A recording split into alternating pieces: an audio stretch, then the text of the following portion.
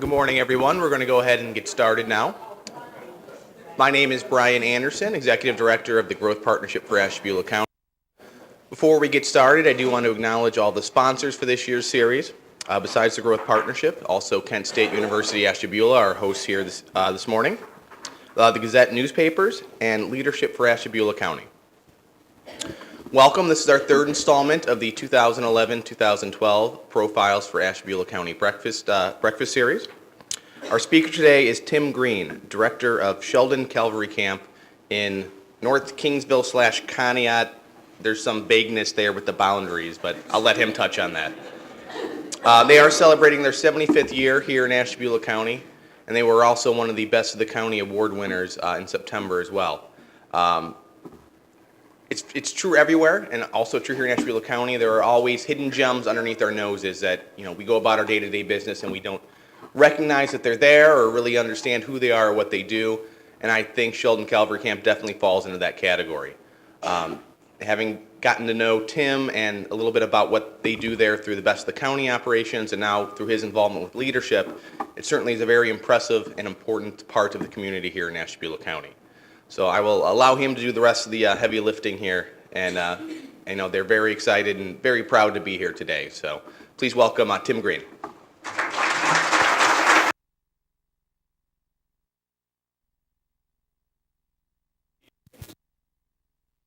Okay. It's so important to me that I felt it really important to come back here and specifically make sure that its existence continued. People in this crowd today who have worked at camp, Renee Pelagi, I see Jamie Searle, people who have given time to this wonderful institution. There are parents of campers, people who have volunteered and given to our programs. So again, thank you for being here today. It is my first, second, and third love. At least that's what my wife will profess. And if you're not laughing, she's not laughing all the time either, because sometimes that becomes true. Today, in thinking about what I might share with you, there were a lot of directions I might go, but really wanted to focus on really the last 10 years of our existence because like in the mid-'80s when we found ourselves in some trouble, and not only with leadership but with programs and enrollment, we had a wonderful person come and save the day, and that was Father John Thomas, who used to be a rector here in Ashtabula County at St. Peter's. And his father, William S. Thomas, founded the camp back in 1936 with the vision that we would create a place where young people could come to society, respite from their busy daily lives, and live and learn to live in community, and ultimately fostering relationships and learning how to build those skills that would allow them to come back to communities at home and make investments, rich investments in people and humanity. So that's really, and he is my inspiration. He's why I continue this work today. So it's important to acknowledge how you became interested in what you do. I'll start off with a little story. I hijacked a letter home this summer from a child's parents. The parents got the letter, but they thought it was okay to share. But an 8-year-old describing their experience at camp. Dear Mom, I'm having a bad day today. I didn't get enough sleep. I had out, and I had a peanut butter cookie. And Josh has a rash between his legs. That's where the nurse comes in. We do have a nurse on call for 24 hours a day. I wish you were here with me and tell me what to do. Don't take me home. I like it here. In fact, I want to be here next year. Just please write me a postcard to Calvary Camp. Love, Jacob. P.S. Tell Dad to make sure he's taking care of Teddy. This is through the perspective of an 8-year-old. And I got a wonderful call at the end of camp this summer from a mother who said she received a note from her child saying that she had a young lady in her cabin that she didn't think that she would receive a care package during her time at camp. Care packages aren't going to be food and things like that, but you can often send a care package to support your child's experience. And she was just concerned that this camper that she was going to be with wasn't going to have that opportunity. So she wrote her mom a letter saying, Mom, please, can you send Jasmine a care package? I don't think her mom's going to be able to send her one. And P.S., God will be proud of you if you do that. So certainly, she's learning some skills at camp to to help other people along. Ultimately, though, today's going to be a few stories, but mostly want to share with you through our lens the challenges of this industry, because it's not an easy one. There are a lot of things to think about. There are a lot of trends that we have to pay attention to if we want to be on the cutting edge of who we are and who we can be. So hopefully we'll share some of that today. I do, before I fully get started, want to acknowledge a couple young men who work for us year-round. P.J. Williamson up here in the front has been with us for 5 years, and Neil Johnston has been with us now for 2.5 years. These are young men who are thinking about this industry, thinking about this ministry, and again, what we've realized is that these places are fragile. Not anyone can just walk into a camp and run it from a second vocation, and sometimes not even people who've grown up there. We really have to intentionally train people and create farm systems that could be then introduced throughout the country and throughout the state to run these places. They're so important for the formative years of children. So we're trying to do our part in creating that at Calvary Camp, and they do great work, and I could speak for hours about their work in helping us be a stronger and better institution. So thanks for being here, and thanks for your work.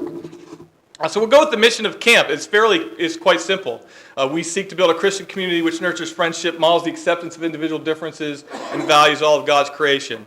Really, who we are at the end of the day is we want young people to come to camp to learn to have a better relationship with themselves, with the people they interface with God, and with nature. And camp is a wonderful place where all of these things can intersect. They can all be represented, and they can all be worked on through the kind of experiences we offer. So that is kind of the ethos, the essence of who we are. Yes, we are an Episcopal camp. We are a denominational camp. But it's important to know that we are not a community that you have to be Episcopal to be part of. We are an interfaith community that welcomes all. And that's really part of why I think we've been successful. Next, to deliver this, we have programs that surround what we do. We offer tennis. Tennis is a lifelong sport. We offer all of our programs with some intentionality. We put 2 new tennis courts on our campus several years ago. We were able to raise the money for that. Tennis is a lifelong sport that we want to promote, and it's also ultimately about some kind of competency. Most of our programs, our hope is that while kids are at camp, they're not just having fun. Fun can happen almost anywhere. They can go to Cedar Point for a day and have fun. But can we teach things that help a kid develop competencies that then different aspects in their life? Tennis is one of those activities. We then have archery. Archery is an individual activity. Some children might not want to be in a setting where they're interacting with kids every minute of the day. Archery gives young people a chance to work on personal and individual achievement while in a community setting. So it's a very popular program. Now, some of you who drive past Lake Road and see the archery targets facing Lake Road get nervous. I can assure you that most of our archers, in fact, all of our archers, do not have the ability to get an arrow to Lake Road. So do not be nervous. We will change that one day for public perception, though. That seems to be an important idea. Our next program is swimming. Every child who comes to camp takes a swimming test their first day of camp.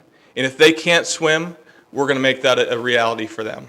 That every child who comes to camp has the opportunity and to learn how to swim. We believe that's so very important, especially when we reside on Lake Erie. We have a pool on campus. We want to make sure that people have this life skill, every child who comes to us. So that's a high priority for us. Experiential education, team building. One of the things we started in the late 90s was we brought an experiential program to camp, really intentionally teaching young people how to work with others. Because they'll tell you the things you want to know. Well, what happened to that activity? Cooperation.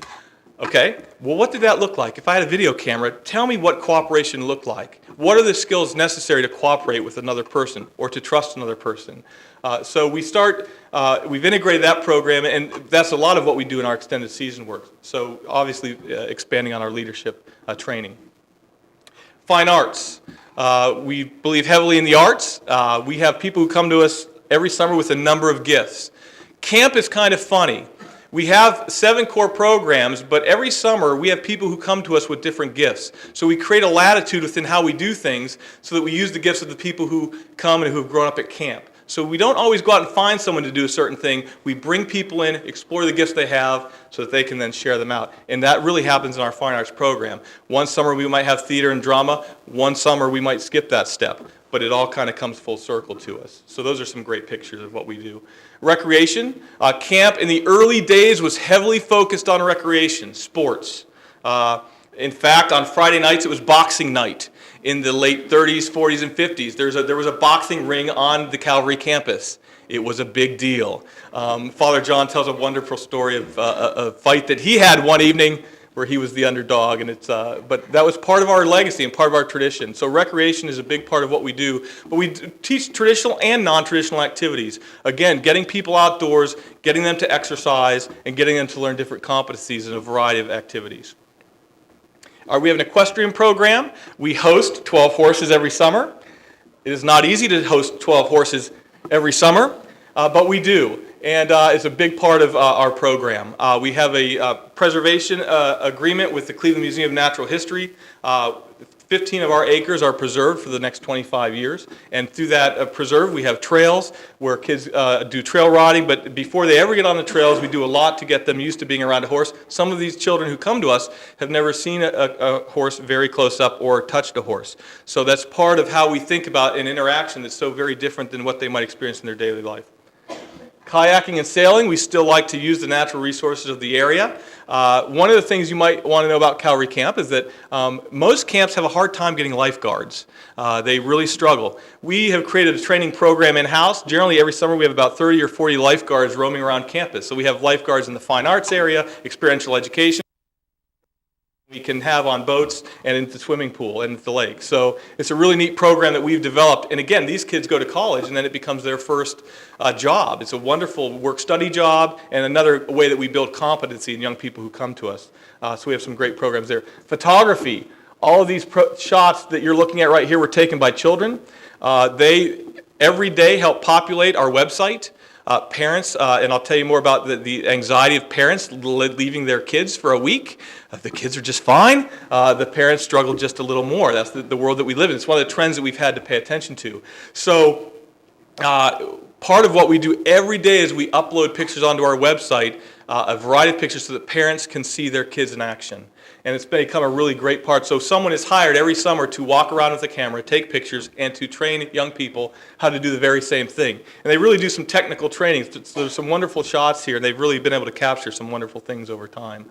The pictures work negatively too, because occasionally the parent calls, hey, I saw my son Johnny in a picture today, and his ear looked a little red. Do you think he could go visit the nurse? So we get those ones too, and that's okay, because again, it's parents are having contact with their children, so it's a wonderful thing that we offer.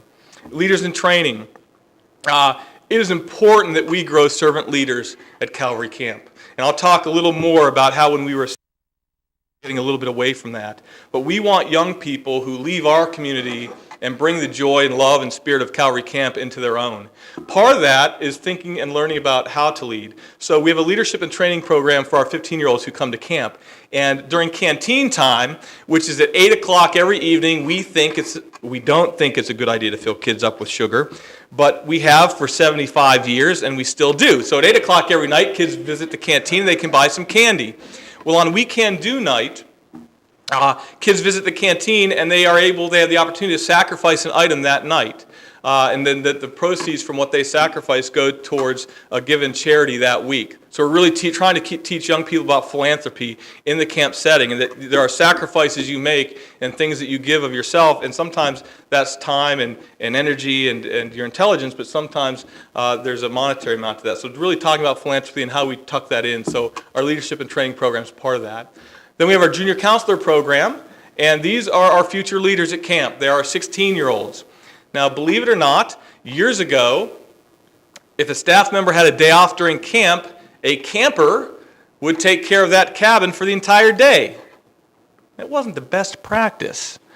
So we've changed that, but that's how things were done. In the 70s and 80s and even beyond, that's how things were okay. Liabilities were different, litigation was different. So we've had to make some changes. And so, when we changed the program where you weren't covering a cabin for an entire day, well, camp was less fun all of a sudden. We made a big change. But really, we've been able to create a junior counselor program that has really given those young 16-year-old campers a better experience because they get to shadow really different aspects and be trained in a very intentional way rather than just throwing them to a cabin for a day and saying, cover this while the staff member's away. So it's a wonderful program. So there are challenges to our industry. A shrinking demographic. We live in one of those areas. In 2001, I was told that we were experiencing the third largest non-migrant migration in the history of America. Whoa, okay, great. Because I started full-time with the camp in 2002, and I started paying attention to trends. That was a scary trend. Our schools are experiencing it, we're experiencing it. We might not be able to have an answer for that, but we've got to be thinking about it. There are declining enrollments in denominational camps across the board, across the country, that for some reason younger kids weren't attending church camp as frequently as they were. Increased competition by travel and sports camps. If I go to a camp fair, little Calvary camp that gives you a one-week experience and a wide variety of things, might be sitting next to an organization that's sending a child to China for 4 weeks on an extensive study experience. So the difference today is amazing in what's being offered to young people and families. We had to think about that. Fewer boys. You might be dealing with fewer boys at Kent State Ashebula campus, I don't know, than you did historically. But we were seeing a real decline in the number of males that were attending camp. And we're starting to see that in other areas as well. Parental separation anxiety. Parents are afraid to let their kids go. Who can blame them if you watch the news any given night? So that's something that affects us. We have to think about how do we create a safe, loving place that parents feel okay sending their kid, knowing that they know our reputation, they get it, but they still are hung up on what could happen to my child when they're away from me. That anxiety is real, and that is an anxiety that we have to work with and think about as a community. And the other thing is impact of new technology. How does technology impact what we do? What do we do when a kid brings a cell phone to camp? Well, we want to be a place that they're unplugged. And so what was happening is that a child would show up to camp, they would give us their cell phone. But that was the dummy cell phone. They had another one. And they were under the instruction of their parents. Here, give them this one. It doesn't work anyhow. Keep this one if you need anything. We have to think about that because that's, again, a reality of, we want kids to unplug. Technology is important. We need to embrace technology. And the camp, as we'll talk about later, is using some technology as a real tool and benefit. However, it is important that young people today, they're as overscheduled as ever with the things that are available to them with sports, activities, clubs, you name it, they need to be unplugged too, just like we do when we take vacations and get away. So that's a new role for us, is how do we help kids think about being away from technology. So those are just a few of the things that we were facing. Looking inward, before 2002, we were in a seasonal, Father John retired in 1996, and we had a seasonal team of leaders. Good leaders. I was one of them. I think I was a good leader. But seasonal leadership was tough. There was no one working on camp year-round.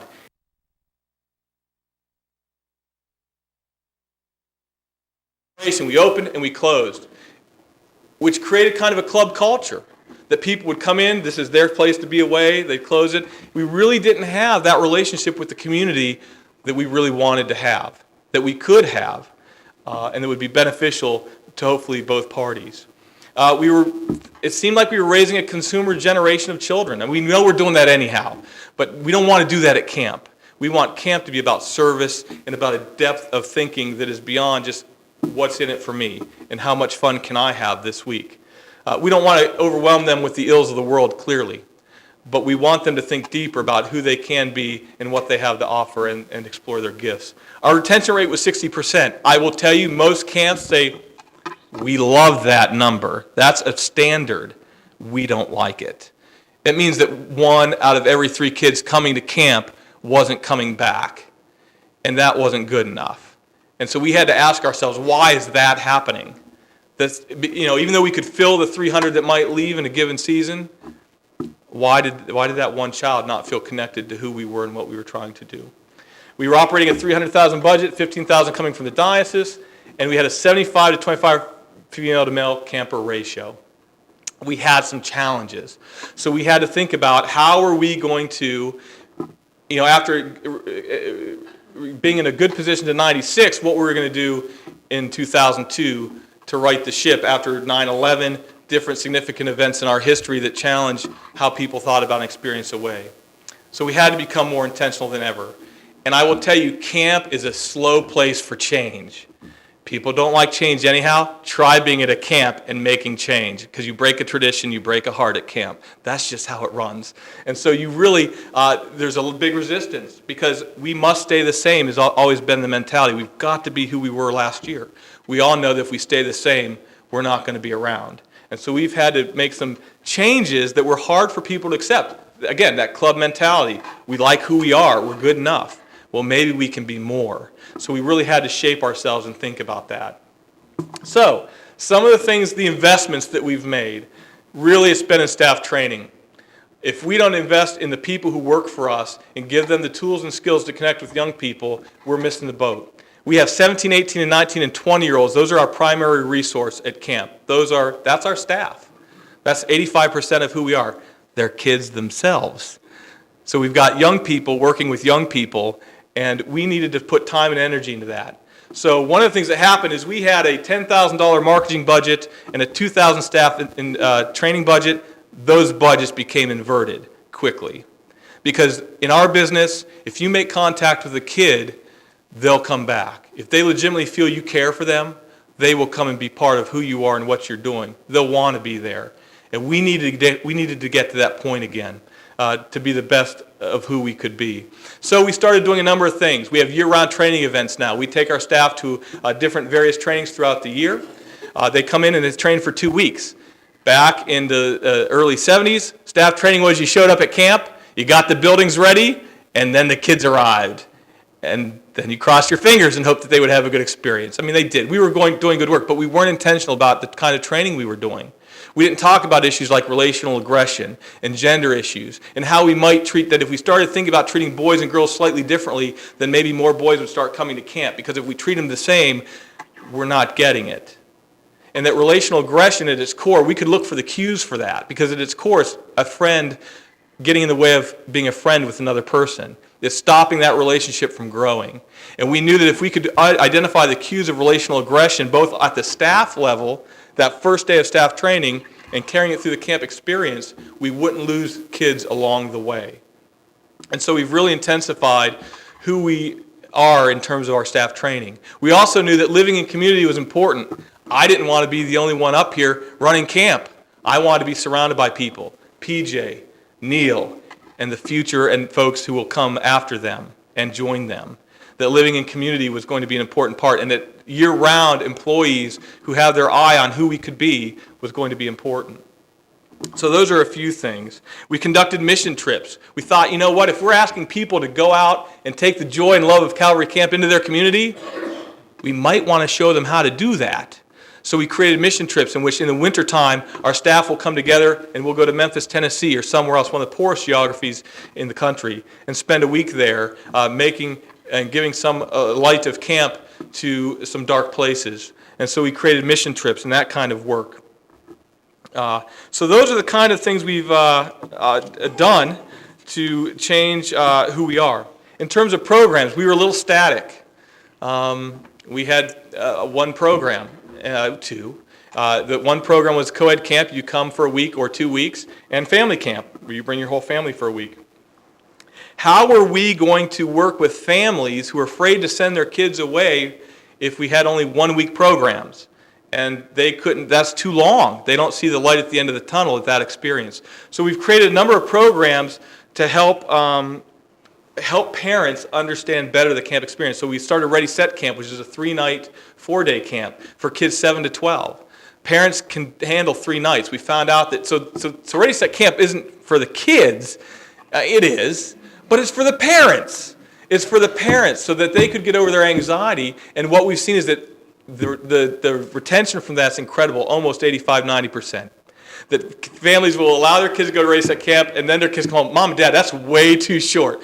I need a week. I need 2 weeks. And so, but we had to think about that. We had to get there. We had to take the trends that we were seeing, apply them to who we were, and we had to change our schedule. We had to be willing to do that and offer something new. We've offered day camp. Again, we weren't reaching the community. how do people know about us or interface with this wonderful experience if they don't see potential for access or don't have a way to access who we are? Day camp's been very popular. And again, the kids who come to day camp oftentimes are transitioning into Ready, Set, Camp and then into our regular co-ed camping sessions. It's becoming more important for us to do things in the post-camp time. We're creating activities where kids gather outside of Calvary Camp in the summer because they want that community to extend and to last. So we'll have pirate games. We have Celebrate Calvary, which is a reunion in December, and we need to do more. That's partly what we're looking into now. So that's something that's been very important. We also are doing a lot of extended season work. Part of the way we could serve the community and others is how could we broaden our borders outside of those 10 weeks and give more people access to this community. And we've done that through May and September and October. We have people come to us for a variety of reasons. LeBray schools in Youngstown bring their 6th grade up for an entire week in May to do science and outdoor education. We have parishes from Pittsburgh come to us and we'll be their mission home base, that they'll do mission work in Erie, Pennsylvania or surrounding area, but Calvary Camp will be their home base. So they come, they have meals, they go out, they come back. They use the space to do team building and devotional development. And so it becomes a great setting to allow these other important endeavors to take place. So those are a few things. We work with kindergartens. We work with St. John and Paul has been a wonderful community in which their 6th grade comes out for a retreat every year. So by offering different programs and leadership, we're really hopefully opening those doors. And our aquatic school. There was a need in this area and in the camping community to offer training. So we took the lead on that, and we offer an aquatic school. We've been doing that for 7 years. We took a break last year because of some of the new standards. We'll again offer it this year. But it's been a great resource to not only camps, but to our own institution and individuals. Communication. The last thing I'll touch on in terms of one of our great challenges is that camp is about oral tradition. It's about stories. It's about the letter I just read. It's about sharing different things. Very little is written down. This year we hired an archivist to take all of our years. We wrote a grant, and we had someone archiving Calvary Camp over the last 75 years. We had pictures, things. We've been seasonal. We don't have heated buildings. They're all over. And again, we had seasonal leadership for the majority of our existence. So there were different leaders who put things in different places or didn't collect anything. So this archivist, this whole past year, in our 75th year, has been collecting that information and now putting it into one place. That we will then use to disseminate more communication about who we are to our family. We use Facebook. We use Twitter. They're not, I have a hard time understanding that technology. I don't want to interface with that personally. I think I have a lot to do in a given day. But we know that tool is important for us, and we know that young people embrace that tool. So how do we use it to keep them excited about who we are? We're at our 75th anniversary. We have an event in December, and we're using it every week. We're putting out a different question. It's creating quite a buzz that people can go on and respond to a question about camp every day. So if we start using it in ways where people have a voice, it's one of the great things about camp. For some people, it's the first place they felt they had a voice beyond school and the kind of things they're locked into there. So we're doing e-newsletters. We put camp songs on iTunes. That's pretty cutting edge, actually. Not many camps have their songs on iTunes. Wow! Calvary Camp, cutting edge? It's not usual that we find ourselves characterized that way, but it's a neat way. We could have guessed at how many CDs to produce or and made them available, but you know what? If you can go to iTunes, listen to something, decide if you like, and then we just had to go through a few steps. But how creative. People want to hear camp music year-round. Now they can plop it on their little device and go. And so we're trying to find ways in which we can interface with folks year-round and that we can keep that spirit alive. Beyond Ashtabula County, we do have some affiliations. We're American Camp Association accredited. We believe in the best practices and wanting to adhere to those. There are only about 4,000 camps out of the 12,000 in this country accredited. It is something that we're proud of. We are also ACA visitors. We go around to camps and help them become accredited. We think that certainly if people are going to understand camps and their safety and their benefit, that we need to promote that. We are on a larger scale part of Episcopal Camps and Conference Centers. I'm finishing my 6th year with that board. There is a really neat thing happening. I get to leave on Friday for Florida. Poor me. and go to a national camping summit that we've been planning for over a year and a half, in which we're going to put people, leaders from this church in the same room together and explore the importance of this ministry in terms of the inspiration and transformation we can give young people and how to make them a resource. Calvary Camp is flourishing. Not all camps are. So we want to make sure that we're helping to make sure every camp, this is not a competitive thing, it's a collaborative thing. The more children we can get to camp and invest in, I think the better off we can be. So we're heavily involved in that on a national level. We're excited about that experience. And I think that is good there. So who are we today? We serve 198 campers a week. We're just below 200. We've served over 1,200 in our traditional programs this summer. It's fitting that on our 75th anniversary this year we served more children than ever before in our history. It was just 5 years ago that we were serving 750 kids this summer. And this summer over 1,000. So we've seen about 20% growth. 20% of the children come to us on financial assistance. We will not allow a child not to come to camp. That's just not tolerable. If you know of people who want to come to camp, we make it happen. We underwrite part of it. We partner with people for part of it. But it's important. I can tell you that the kids who come to camp are more likely to go to school to further their education. They're more likely to go abroad. They're more likely to take the appropriate kind of risk that you want young people to take and to be more adventurous. And so we know so we want kids there.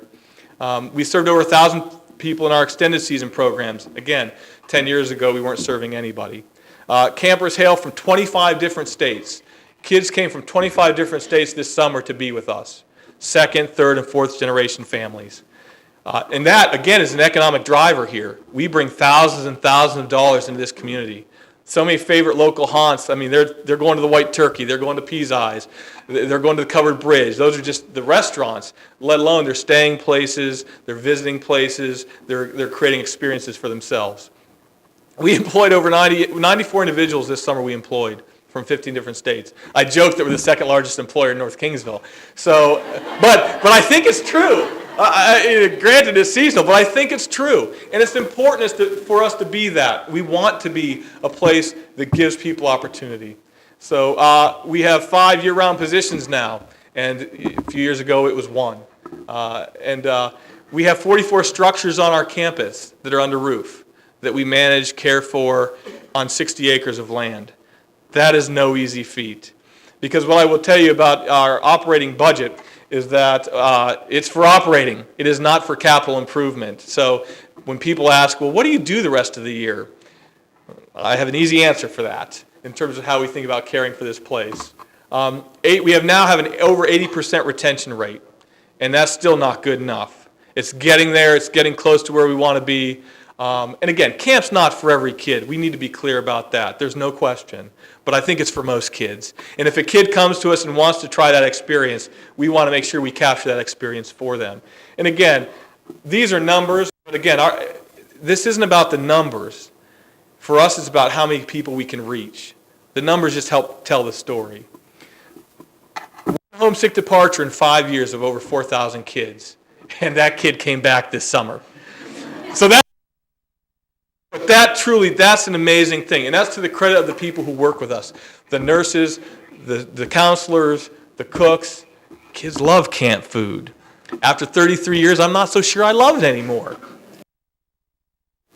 And so that our ratio, 55% female, 45% male, a drastic improvement as to where we were years ago. We now have $550,000 budget in just the last 10 years and $4,000 from the diocese. You see that number shrunk actually. So we are self-sufficient. We need to be self-sufficient. So what we do in the off-season, we'll write grants, we'll raise money, we'll do those kinds of things. But that's my responsibility. Camp is not going to be on the backs of our community and the children who come. Our tuition is low. It's meant to be low because we're ministry first and we're business second. And so that's really important distinction for us. Our local participation has doubled since 2009. We're so pleased with the response of this community to what we're offering and the support we've received. And it's evident with all of our friends here today. We're very thankful for that.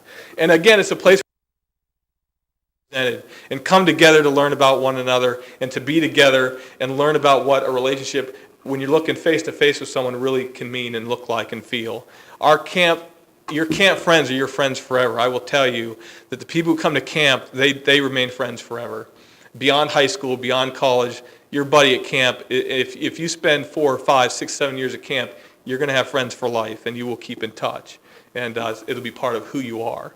And again, our new programming now is we're really into gardening and sustainable agriculture. We're not going to be a farm necessarily, but we really want to think about integrating gardening into who we are and teaching young people about food and how to care for it, how to grow it, how to think about it. We still serve family-style meals. It is not the most economical way to go, but if we compost and do certain things, it's much less wasteful. But we think it's important that young people sit at a table and learn how to share food, share portions, share time, and have that conversation. So we are very intentional about those kinds of things. Well, I think I'm going to conclude because hopefully I've spurred maybe some questions from you. I mean, I wanted to paint a picture that would maybe lend itself to questions, but camp is a number of things. It's an investment. It's a faith journey. It's a place where mistakes can be made. There aren't many of those places left in the world. It's a place where cultures can intersect. It's a place that's best for the world, not necessarily best in the world. We don't profess to be that. It's a place where a child can have a voice for the very first time. It's a place where servant leaders are developed. It's not a resume builder. It's not, if our message is come here to have fun, we're giving the wrong message. It's not just for certain children. And again, it's not a place to overwhelm kids with all the ills of the world, but to expose them to the just and important things that they can do to support and live into faith in their communities.